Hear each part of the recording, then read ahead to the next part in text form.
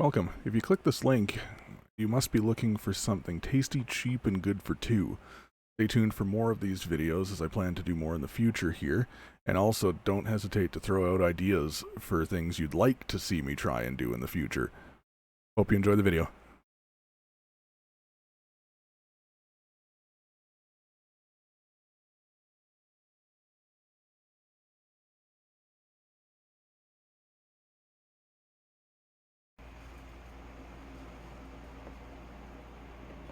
Due to all the fans and stuff running in the background, that's why I'm definitely only doing voiceover today versus actually recording while I go. I had some veg in the fridge that needed to be used. Piece of a pepper, chunk of a carrot. Well, the carrot was whole, I just broke a chunk off of it. And I had some celery in there that clearly needs to be used, as you can see. When I was at the store, I got lucky and I had found a small chunk of Australian lamb that was only about $4.28 Canadian.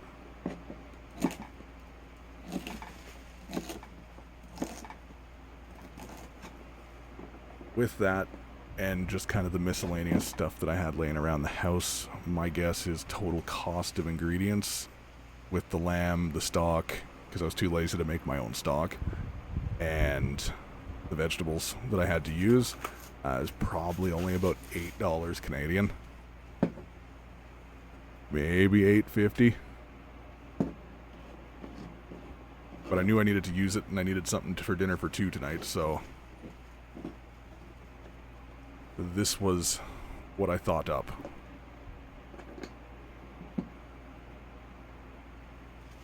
If you're not used to cooking, what I did there was just to square off the edge so that it's safer for you to cut, so that you can do small cubes on the veg. And really that applies to any root vegetable that's a little bit harder to cut.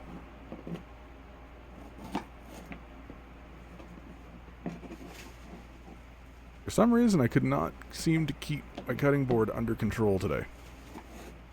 And yes, I know, I could have put a towel under it and it would have stayed still.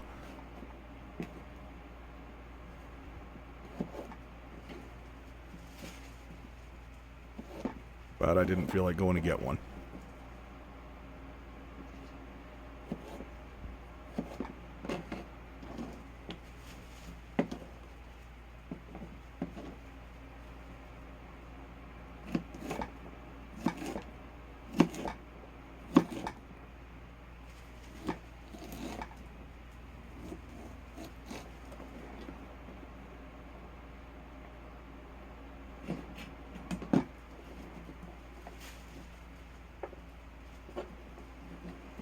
Basically all I've done is created a mirepoix, which is just celery, onion, and carrot.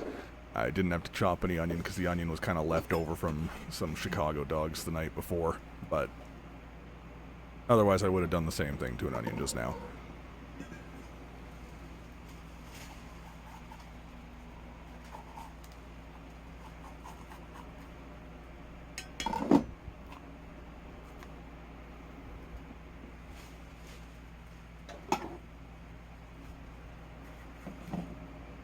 Now, obviously, if you're not comfortable with a large knife, use a paring knife.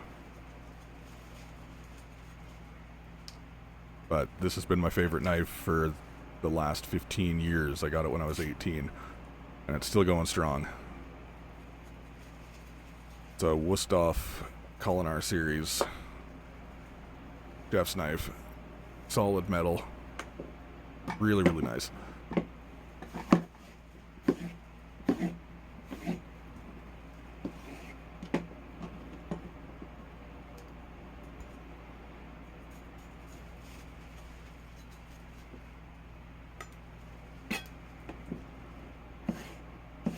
I cut the peppers a little bit bigger because otherwise they kind of fall apart when you actually simmer and cook it for a longer period.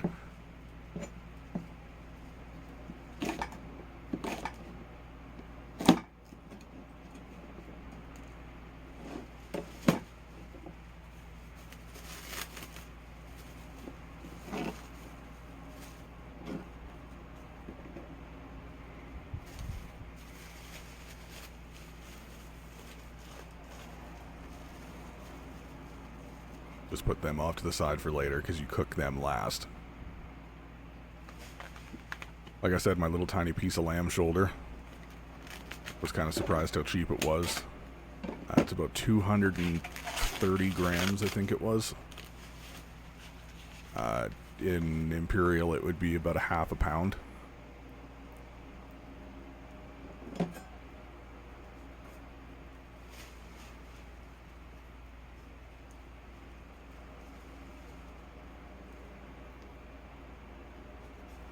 Quickly cutting the bone out. It was a nice small bone, that was the other reason why I grabbed it.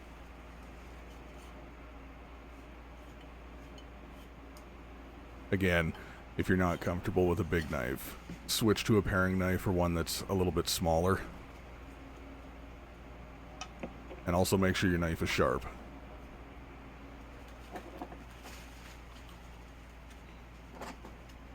I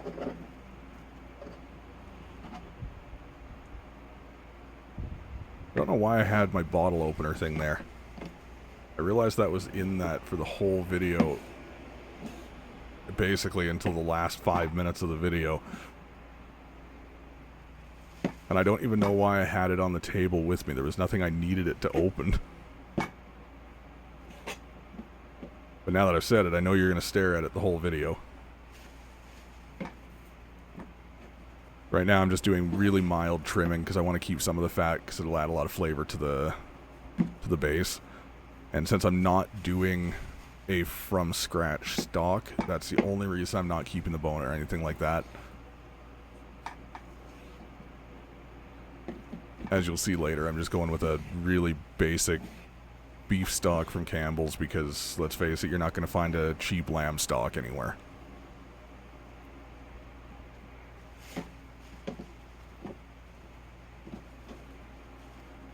Right now I'm just feeling through to work out any of the major fat nodes on it.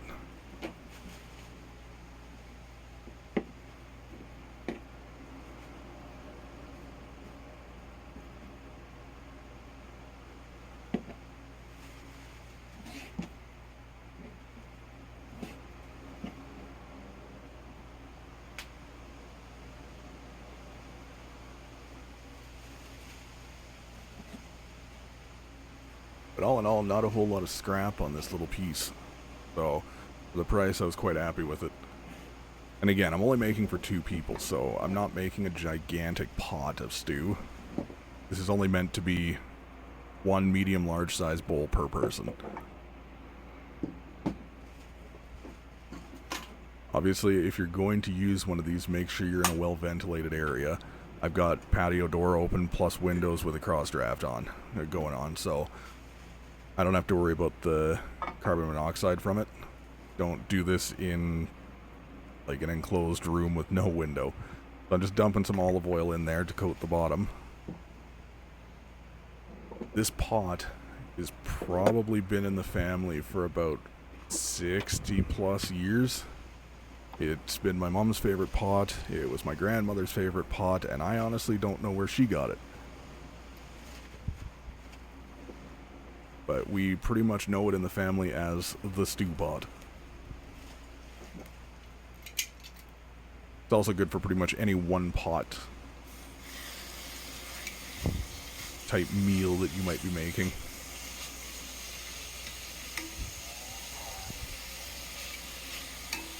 Now, the spice blend that I'm going to start sprinkling in here, all it is salt, pepper, whole dry rosemary, and Italian seasoning.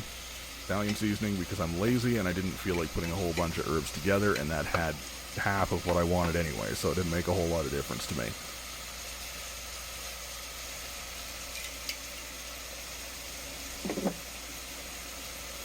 Now don't sprinkle it all. I always season as I add. So I'll season the meat, as you can see here. And there is quite the wind coming in my door, so I'm losing a lot of the really fine pepper, but that's okay.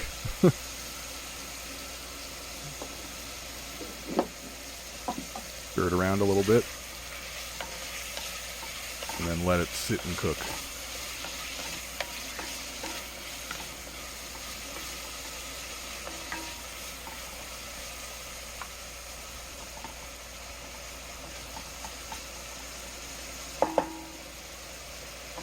I sped these parts up because obviously there's no need for you to sit here and watch paint dry pretty much.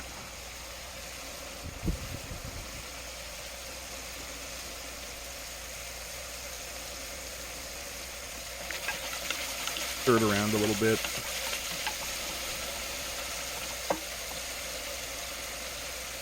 Now all I'm really trying to do with this is to build flavor on the bottom of the pot for later. Also adds quite a bit of flavor to the meat itself.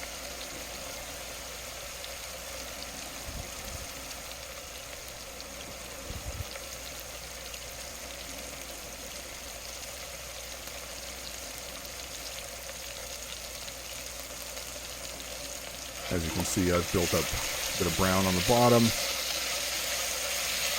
The meat's looking real good.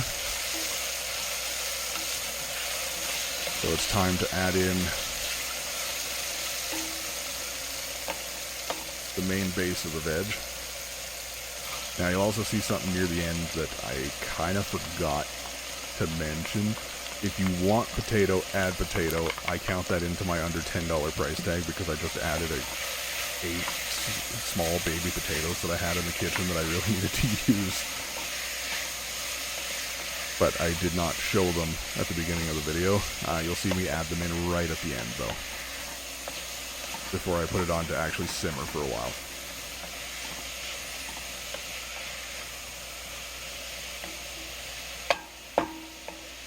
So we're going to let that cook down a little bit now.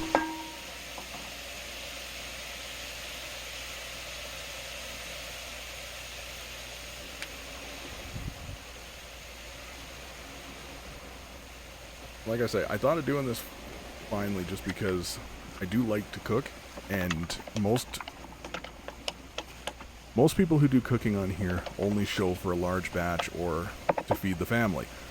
I don't really have a big family. It's just 2 people in the house. So making these large portions, it just doesn't work for me. So I figured I would share smaller cooking. And if there's anything you want to see scaled or made cheaper or a different method, please feel free to shoot it out to me. I'll cook all types of ethnicity of food, and I'm not scared to try cooking something new if I haven't made it before.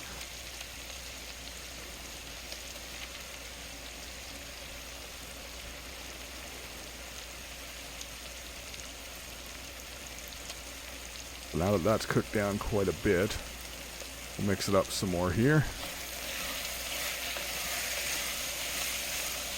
And I'll add in the peppers pretty quick.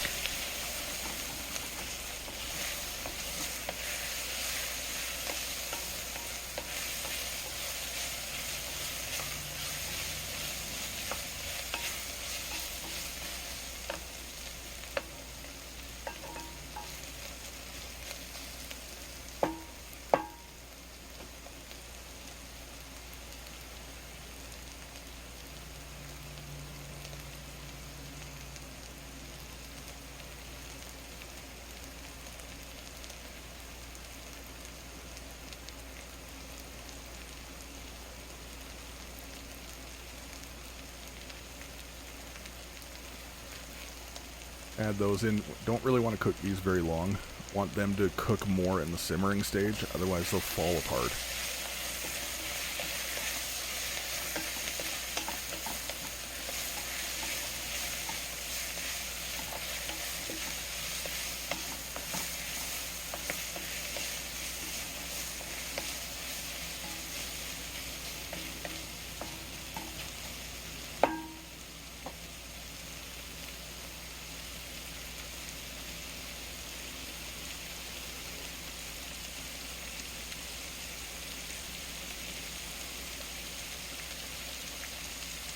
So we'll end up speeding this up again here.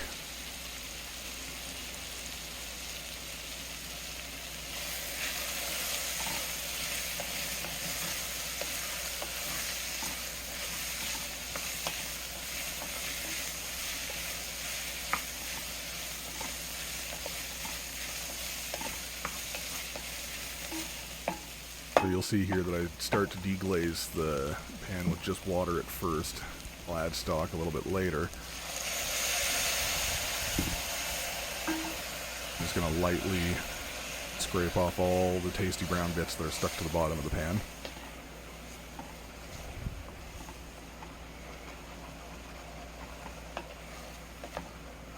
Now, if you're using a non-stick pan, you're probably not going to get this kind of brown bit. If you're using a stainless steel or anything like that, you should get quite a bit of this. And watching your heat's a big deal.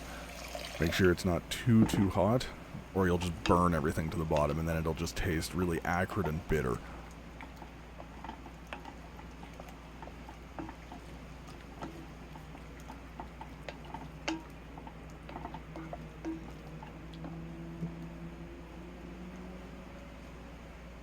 The infamous beef stock that I was talking about.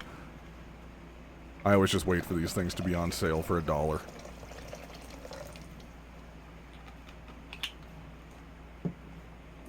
Add the rest of the water. In total, it's 4 cups of liquid, or about 950 mils.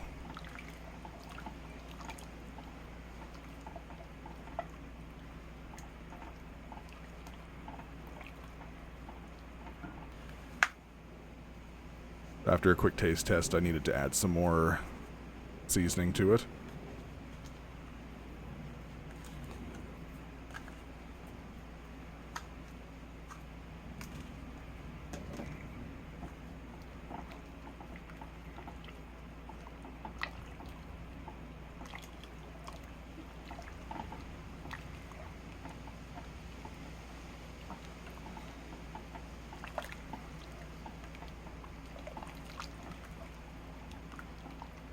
Now, I have a small garden out on my balcony with herbs on it. I'm dumb. Instead of grabbing rosemary, I grabbed tarragon. Oddly, though, it turned out just dandy in this.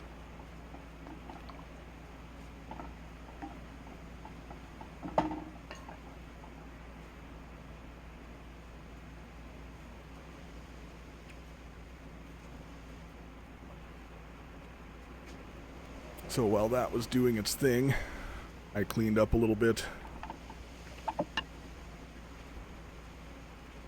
brought it to a boil.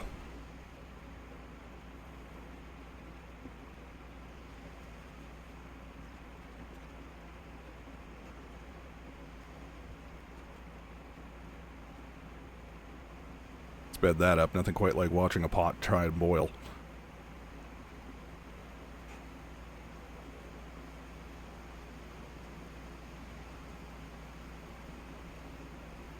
Here's the potatoes, and after I add those, I ended up transferring it to my main stove to do the simmer.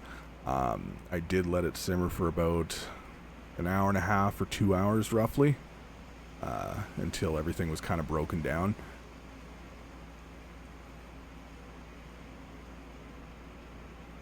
The only thing I will say is I don't recommend thickening it until you've simmered it and gotten the flavor profile where you want it, because it's a lot harder after you've thickened it.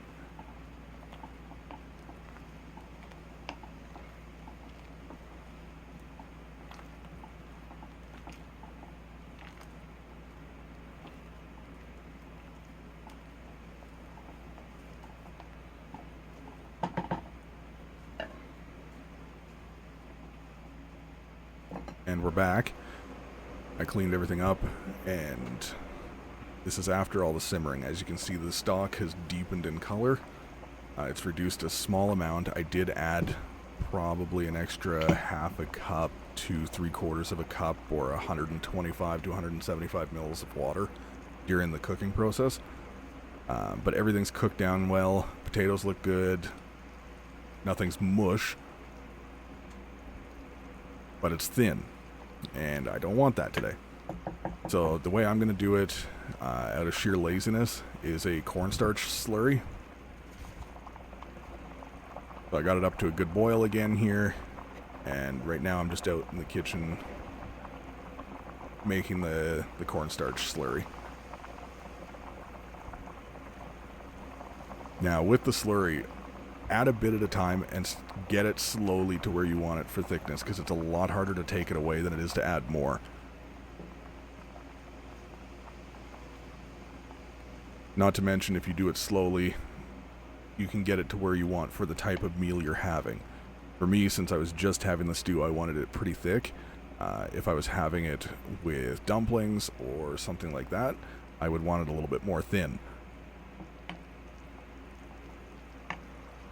But as I add the slurry, you'll see slowly that the bubbles will change and it will thicken. The other thing to make sure is that you cook it long enough after you've thickened it to make sure that the cornstarch isn't grainy, almost. It leaves kind of a weird floury, grainy taste if you don't cook it. And you just kind of scarf it down. So you can see it started to thicken up quite a bit already. Still nowhere near what I want, but it's getting there.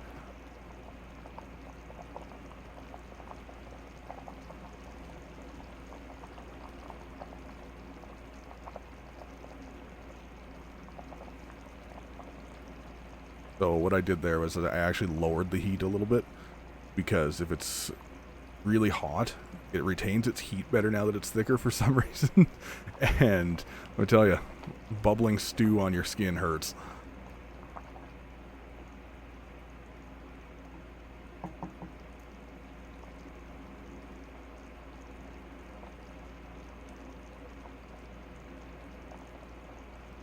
So I added the rest of the initial slurry that I made. It still isn't quite where I want it, so I ended up making up probably another half as much as I did the first time.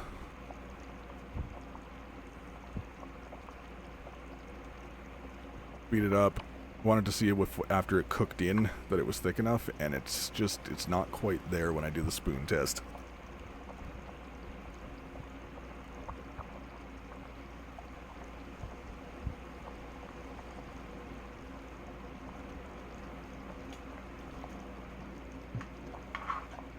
But you can see how much it has thickened.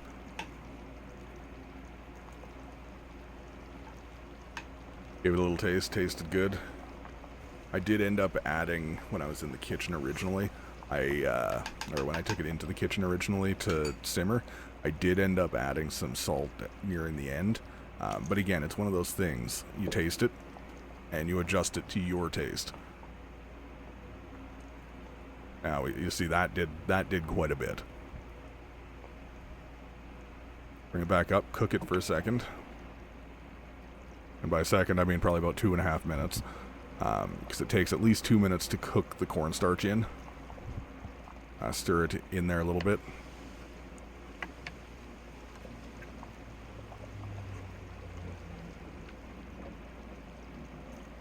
I ended up just adding it all, because there wasn't that much slurry left, so I figured it would come out to a good enough thickness, and I'm glad I did, because in the end it was perfect.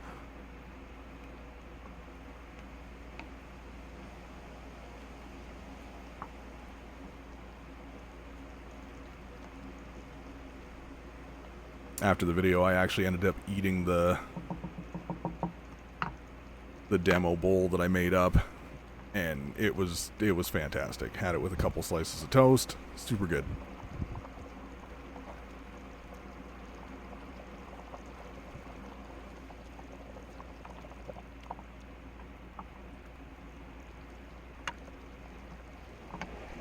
Just finishing up the final cook on it.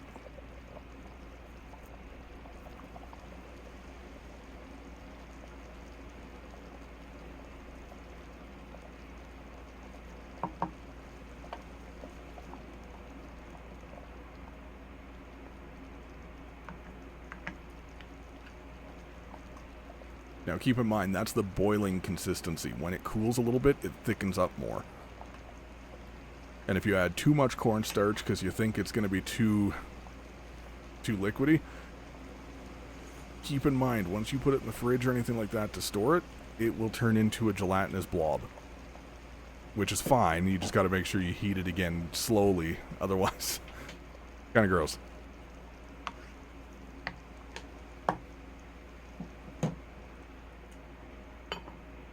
And there you have it, the final product. Turned out really, really tasty. Thank you so much for watching. I hope you enjoyed the video. See you next time.